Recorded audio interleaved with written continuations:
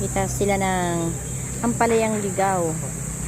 Oo nga, yan ang ganda. Ate Miriam, oh. Ano po nga na para na mailubog din.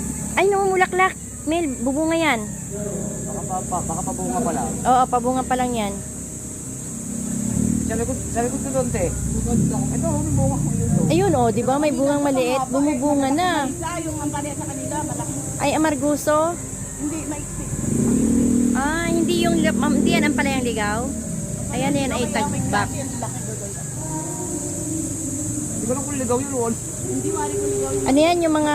Pero lalaki ng bunga mga ganyan. Ay, ano talaga yan? Ampalaya talaga yan. May nagtapon dyan ng ano, yung balat, Lang naman yun, yung buto. Pero hindi yan tanim, ano lang yan na... Ano lang. Naman ang ano. Ayan, may aratilis. So, wala naman bunga yung aratilis.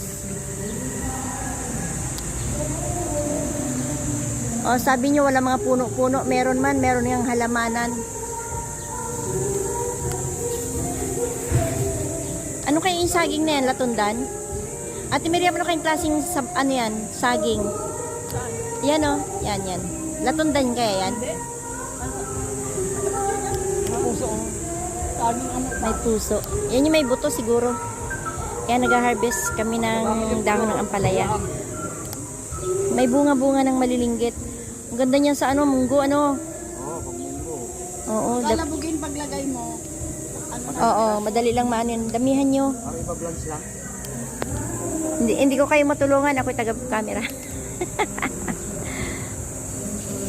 Ate Miriam, daming gabi ron, oh. Ayun, oh, may gabi. Doon. Sa likod ng saging. Nung ano, ayun, oh. Ang gaganda ng dahon, oh. Ganda ng halaman dito. Kung ito yung nagagumasa, no, ang ganda ng halaman dito. Bakanting lote.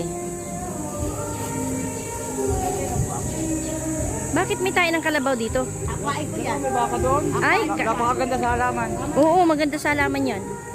Pampataba.